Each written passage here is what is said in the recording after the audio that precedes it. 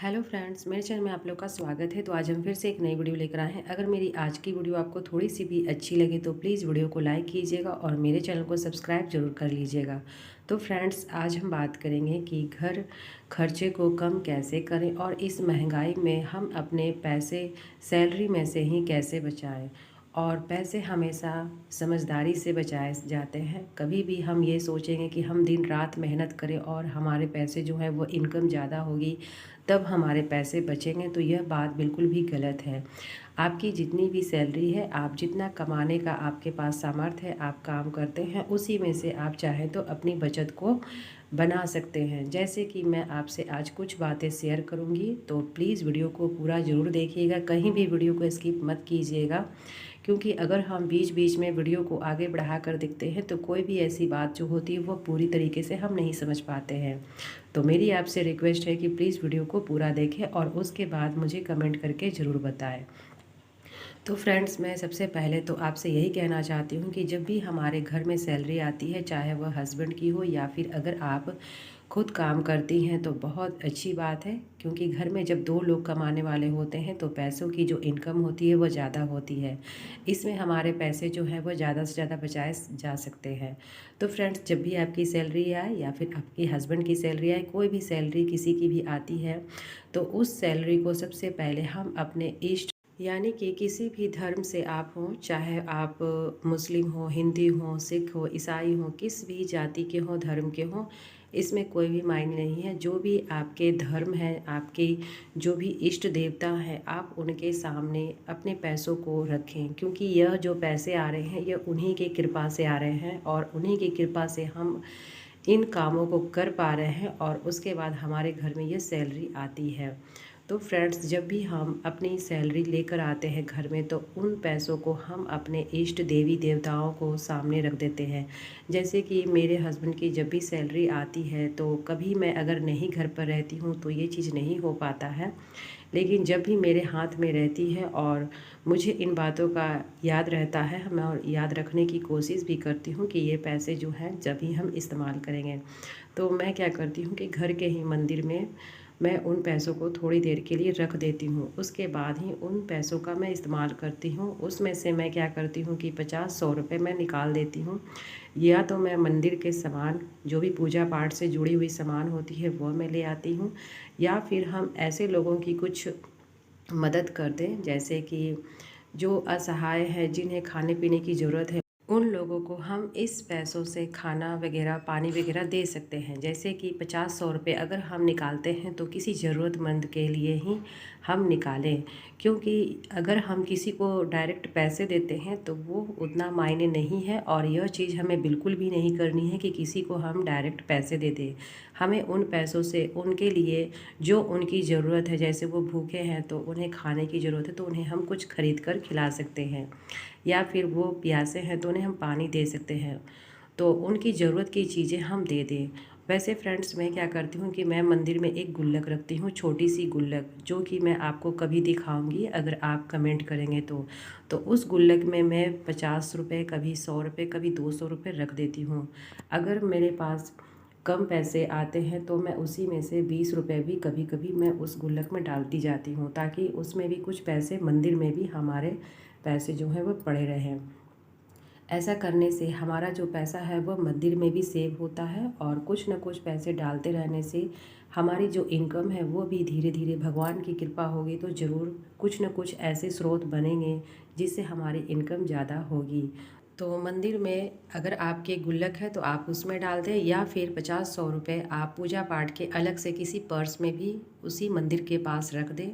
और अगर आप चाहती हैं कि इन पैसों से अगर हम बाहर में किसी की मदद कर दें जिनकी बहुत ज़्यादा ज़रूरत होती है, तो वो भी काम आप कर सकते हैं। आपके पास तीनों ऑप्शन है। या तो आप गुल्लक में एक साथ इकट्ठी सेव करें, जिससे आप चाहे तो धनतेरस में, दिवाली में कुछ ऐसी चीज़ें खरीदें, भगवान की चीज़ें खरीदें। या फिर इकट्ठी आप किसी अच्छे समय में कोई अच्छा सा समय आता है, पूजा पाठ के दिन होते हैं, बहुत बड़ी तिथि होती है, उस समय भी आप उन पैसों को, गुल्लक को फोड़कर उन पैसों को आप इस्तेमाल कर सकते हैं दान पुण्य करने में।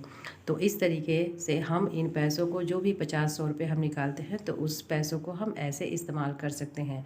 फिर उसके बाद आती है उन पैसों का अब इस्तेमाल करने की बारी। तो फ्रेंड्स, जब भी हम पैसों को इस्तेमाल करें तो उसमें से थोड़ी बहुत ही बचत हम अपने लिए सबसे पहले कर लें, क्योंकि इस समय महंगाई इतनी बढ़ गई है फ्रेंड्स कि अगर हम चाहें तो 10,000 में भी खर्चे हमारे पूरे नहीं हो सकते हैं, 20,000 में भी खर्चे हमारे पूरे नहीं हो सकते हैं।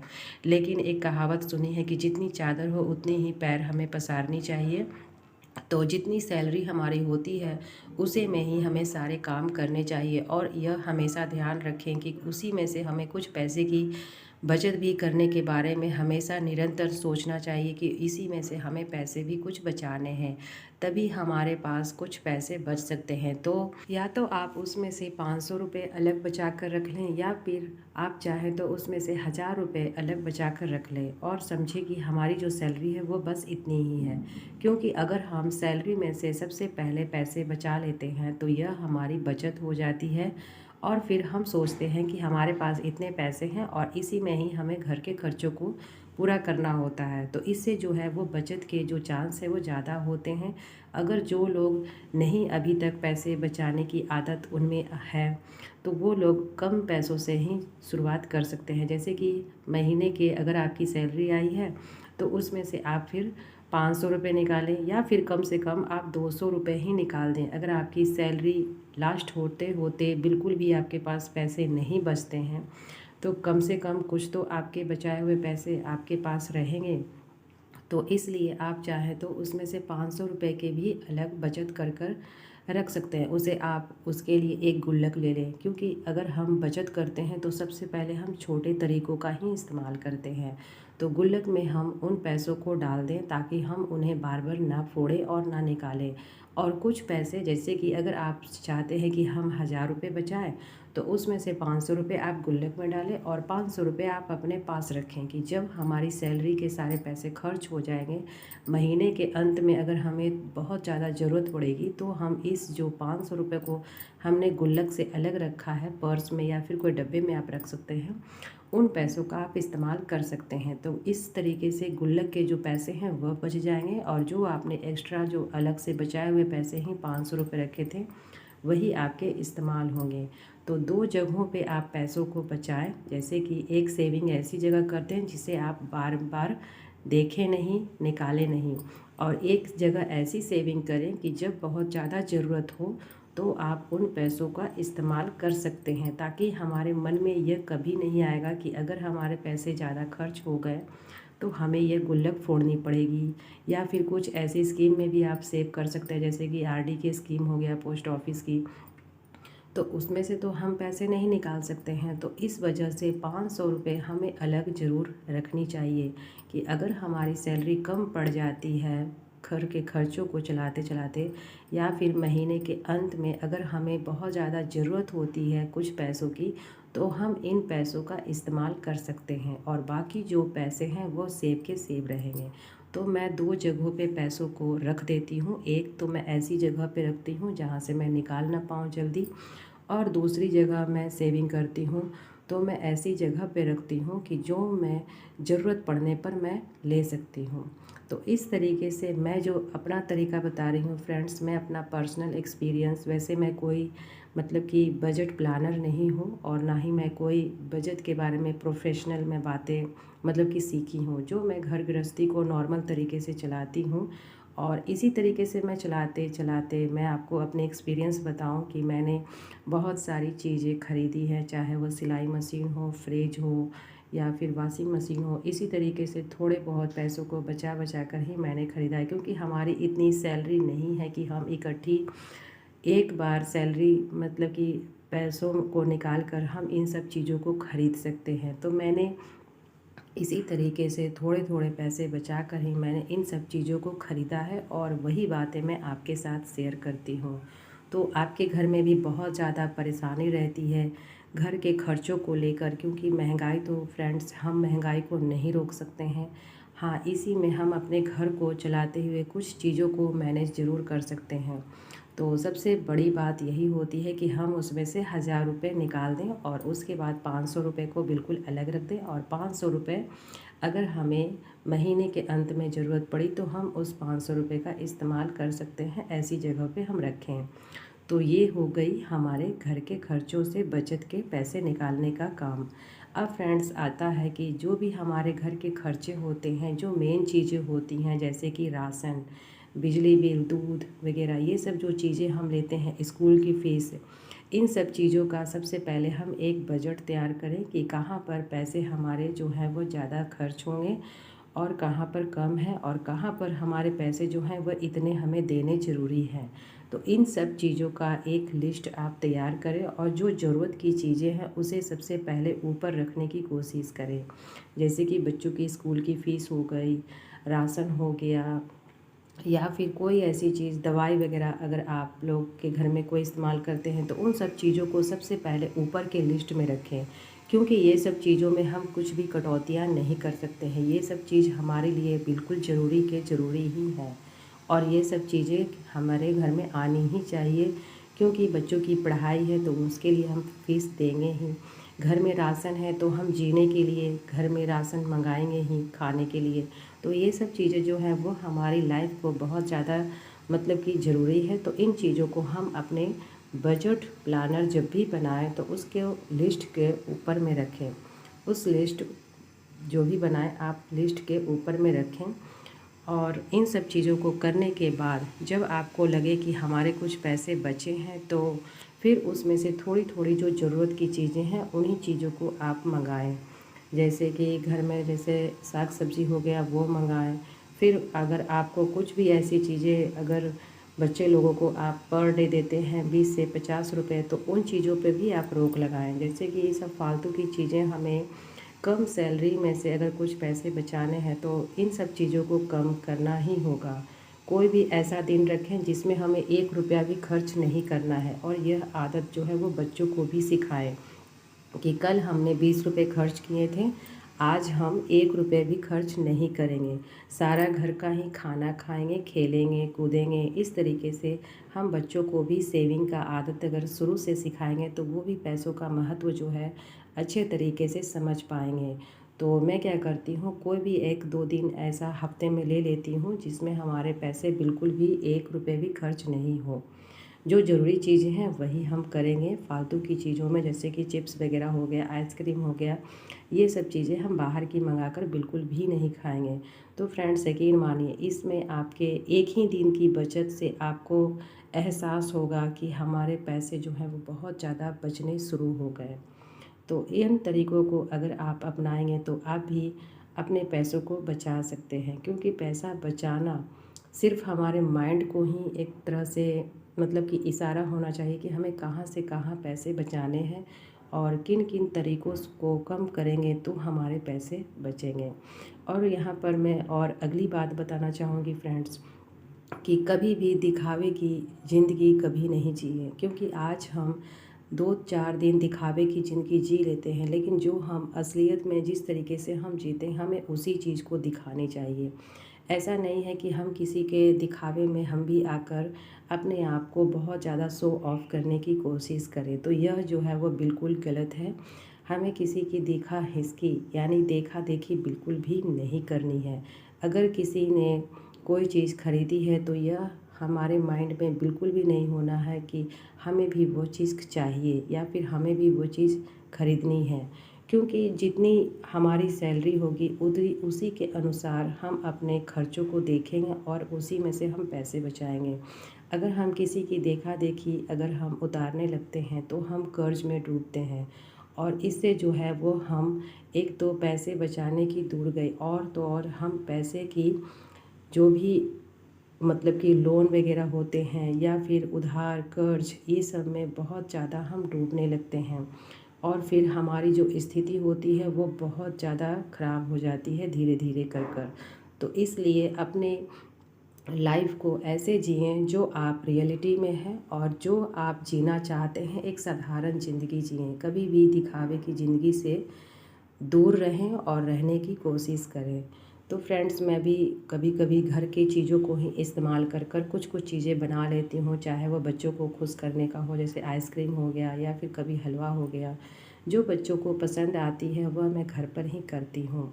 तो आप भी अगर कुछ कुछ अपने बच्चों को हेल्दी भी बनाना चाहते हैं या फिर कुछ पैसे बचाना चाहते हैं तो इन तरीक़ों को आप भी इस्तेमाल करके अपने बच्चों को घर में बनाए हुई चीज़ों का ही ज़्यादा से ज़्यादा इस्तेमाल करें। क्योंकि आजकल जो भी बाज़ार में जो भी चीज़ें मिलती हैं वो बहुत ज़्यादा हानिकारक होती है, जो कि हमारे बच्चों को आगे जाकर बहुत ही मतलब कि कमज़ोर और बिल्कुल मतलब उनका जो हेल्थ है वो बिल्कुल ख़राब हो सकता है। तो इन सब चीज़ों से बिल्कुल बच्चों को भी दूर रखें और ख़ुद अपने आप को भी दूर रखें। जितनी भी चीज़ें हों हम घर पर लाकर इस्तेमाल करें और उन्हीं चीज़ को हम खाएं और अपने आप को स्वस्थ बनाए रखें, ताकि हमारी जो भी बीमारी इलाज में हो पैसे कुछ खर्च होते हैं वो पैसे जो हैं वो हमारे सिर्फ बचत हों और इन सब चीज़ों में कभी भी हमारे पैसे डॉक्टर वैद्य के यहाँ नहीं जाएं इलाज के लिए।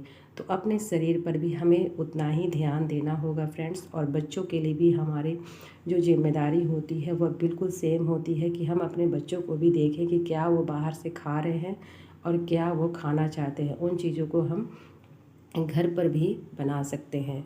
तो फ्रेंड्स जब भी सैलरी आने के बाद जब हम इन चीज़ों पर थोड़ा बहुत फोकस करेंगे तो हमारे जो पैसे हैं वो समझ में आएंगे कि कहाँ पर हमारी ज़रूरत की चीज़ें हमारे लिए करनी है और कहाँ पर ज़रूरत की चीज़ें हैं वो हमें बिल्कुल भी नहीं करना है। अगर ज़रूरत की चीज़ है बहुत ज़्यादा तो उसे चीज़ को हम कर सकते हैं, लेकिन अगर वो ज़्यादा ज़रूरत नहीं है उस चीज़ का तो हम उसे इग्नोर कर दें। और फ्रेंड्स यहाँ पर फिर मैं दूसरी बात करूँगी कि कभी भी शॉपिंग के लिए हर हफ्ते हर महीने कभी भी शॉपिंग के लिए बाहर ना निकलें। शॉपिंग को सोचकर जो भी हमें सामान ख़रीदना है उसकी लिस्ट हम तैयार करें और उस लिस्ट में हम अपनी ज़रूरत की चीज़ों का ही मतलब कि उसमें नोट डाउन करें। ऐसा नहीं है कि हमारी ज़रूरत है कुछ और हमने उस चीज़ को लिखा नहीं और हम जब मार्केट जाते हैं तो बहुत सारी ऐसी चीज़ें हैं जो देखकर हमें अच्छी लगती है उसे हम ख़रीद लेते हैं।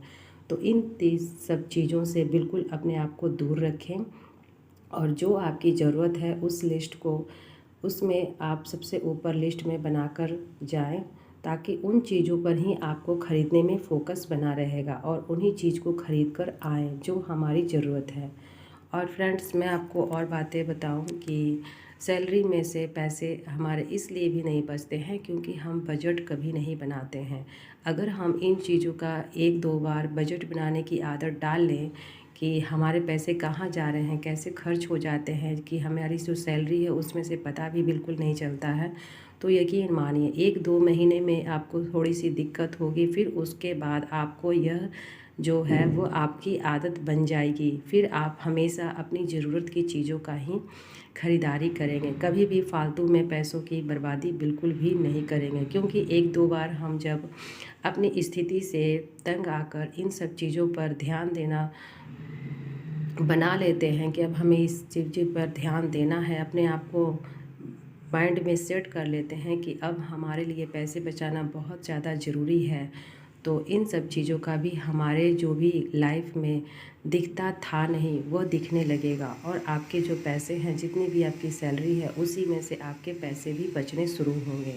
तो इन बातों को आप ज़रूर ध्यान दीजिएगा कि कभी भी हम मार्केट में जाएं, किसी चीज़ की शॉपिंग करने जाएं तो अपने साथ अपनी लिस्ट बनाई हुई लिस्ट जो कि हमने ज़रूरी लिस्ट सबसे पहले तैयार की है उसी लिस्ट को लेकर जाएं, ताकि हम अनावश्यक चीज़ों से ख़रीदने से बचें। तो यह सबसे ज़्यादा और सबसे बेस्ट तरीका है। और यहाँ पर मैं अगली बात कहूँगी फ्रेंड्स कि अगर आप नॉनवेज खाते हैं फ्रेंड्स तो प्लीज़ मैं किसी को मना नहीं करूँगी, क्योंकि इस पर मुझे किसी का कमेंट भी आया था कि खुद खाती हैं और बनाती हैं।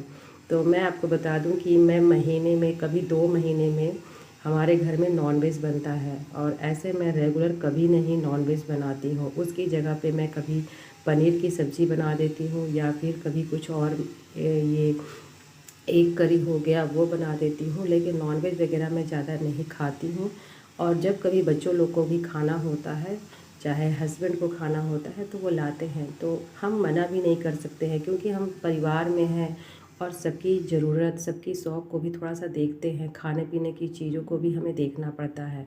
तो मैं क्या करती हूँ कि 1 या 2 महीने में, 3 महीने में, कभी 4 महीने में, क्योंकि बच्चे लोगों को भी ये सब आदत खाने की नहीं है उतनी, तो वो लोग भी मान जाते हैं, तो वो 2-3 महीने में भी खा सकते हैं और खाते हैं। इस तरीके से हमारे हर महीने कोई कोई तो मैं देखती हूँ कि हफ्ते में 2-3 बार लोग खाते हैं। तो इस तरीके से भी हमारे पैसे जो हैं वो नहीं बचते हैं। हाँ, नॉनवेज खाएं, लेकिन उतना ही खाएं जितना भी हमारे शरीर का नुकसान भी ना हो, हमारे पैसे भी खर्च नहीं हो, क्योंकि ये सब जो चीज़ें हैं वो हफ्ते में, महीने में खाने की चीज़ें हैं, ना कि रोज़ हम नॉनवेज वगैरह बनाकर खाएं। तो फ्रेंड्स, आप भी अगर नॉनवेज खाते हैं, अगर आप हफ्ते में खाते हैं तो उसे कम से कम 2 हफ्ते में खाने की कोशिश करें, फिर धीरे धीरे आप उसे महीने में खाने की कोशिश करें। इस तरीके से नॉनवेज में भी हमारा बहुत सारा पैसा जो है वो बच जाता है। और प्लीज़ इस बात को कभी भी मतलब कि उल्टी बात पर मत लीजिएगा कि मैं किसी को मना कर रही हूँ, क्योंकि जो जिसको खाना है वह खाएंगे ही, और मैं भी खाती हूँ, ऐसा मैं नहीं कहूँगी कि मैं नहीं खाती हूँ। लेकिन हाँ, मैं गर्मियों में बिल्कुल भी ना के बराबर बनाती हूँ, और वैसे भी मुझे ज़्यादा ये सब चीज़ें खानी पसंद नहीं है, तो मैं खाती हूँ लेकिन कम खाती हूँ। तो प्लीज़ बैड कमेंट मत कीजिएगा कि आप खुद खाती हैं और दूसरे को मना करती हैं। तो मैं कम करने की यहाँ पर सलाह दे रही हूँ, क्योंकि मैं बचत की वीडियो बना रही हूँ, तो इसमें भी हमारे जो नॉनवेज के खर्चे हैं वो भी बहुत ज़्यादा होते हैं अगर हम रेगुलर नॉनवेज वगैरह खाते हैं। तो जो सब्ज़ी हम 20 से 50 रुपए के अंदर में हम अगर बना लेंगे घर पर, उन सब चीज़ों को अगर हम मंगाते हैं तो 100 से 150-200 रुपये लग जाते हैं। तो इसलिए मैं ये बात कर रही हूँ कि अगर आप खाते हैं हफ्ते में तो उसे 2 हफ्तों में खाएं, अगर आप 2 हफ्तों में खाएं तो उसे आप महीने में खाएं। यानी जिस तरीके से आपको लग रही है कि हम अगर हफ्ते में खाते हैं तो उसे कुछ दिन और बढ़ाकर खाएं, तो इससे हमारे जो पैसे हैं वो भी बचत होंगी, और हमारा जो साग सब्जी, जो हरी सब्जियां जो है, जो हम कम लेते हैं, उन सब चीज़ों को खाने के बाद वो चीज़ें भी हमारे शरीर में जाएंगी तो फ़ायदा करेंगी। तो हरी साग सब्जियां पर हमें ज़्यादा ध्यान देना चाहिए। और इस समय गर्मियों का सीज़न है, तो ज़्यादा से ज़्यादा फ्रेंड्स आप फ्रूट्स वगैरह खा सकते हैं उन पैसों को इस्तेमाल करके जो आप नॉनवेज वगैरह में ज़्यादा खाने की कोशिश करते हैं। तो यहाँ पर फ्रेंड्स, मैं अपने सारे कामों को करते हुए आपके साथ मैं कुछ कुछ टिप्स शेयर करती हूँ। ऐसा नहीं है कि मैं अपने घर को बिल्कुल भी इस तरीक़ों से नहीं आज़माती हूँ और मैं आपको सिर्फ बताती हूँ। तो मैंने सारे तरीके अपने आज़मा कर ही कुछ कुछ पैसे मैंने बचाए हैं, और उन पैसों से ही, बचाए हुए पैसों से ही मैं अपने घर को सही ढंग से थोड़ी बहुत चला पा रही हूँ।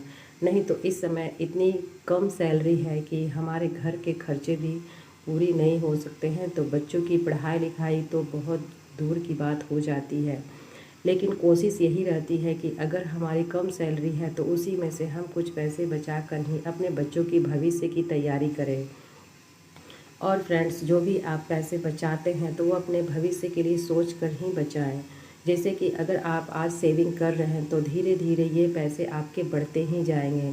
आपके अगर पैसे नहीं बचते हैं तो धीरे धीरे आपके पास 1000 रुपये बचने शुरू होंगे, फिर 2000, फिर 5000, फिर 10,000, इस तरीके से फिर 50,000, और इस तरीके से लाख रुपए भी आप बचाने की कोशिश कर सकते हैं। इसमें कोई भी संशय नहीं है कि हम थोड़े थोड़े ही पैसे बचाएंगे तो वो पैसे जो हैं वो हमारे आगे नहीं बढ़ेंगे।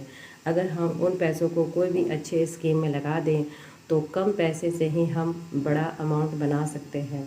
बस हमें थोड़ी सी समझदारी होनी चाहिए कि पैसों को हम कहाँ लगाएं, ताकि हमारा जो भी सेविंग हो रहा है उसका जो इंटरेस्ट है वो ज़्यादा से ज़्यादा मिलता जाए। तो बस थोड़ी सी सूझबूझ की हमें ज़रूरत है। कोई भी आप स्कीम जानते हैं, चाहे वो पोस्ट ऑफिस की स्कीम हो, बैंक की स्कीम हो, ये सब चीज़ों पर आप ध्यान दें। और यहाँ पर फ्रेंड्स, मैं आपको बताऊँ कि मैं ऑनलाइन कोई भी पेमेंट वगैरह ये सब बिल्कुल भी नहीं चलाती हूँ। जो भी मैं पैसों को खर्च करती हूँ वह कैश में करती हूँ, और इससे मुझे बहुत ज़्यादा असर पड़ती है।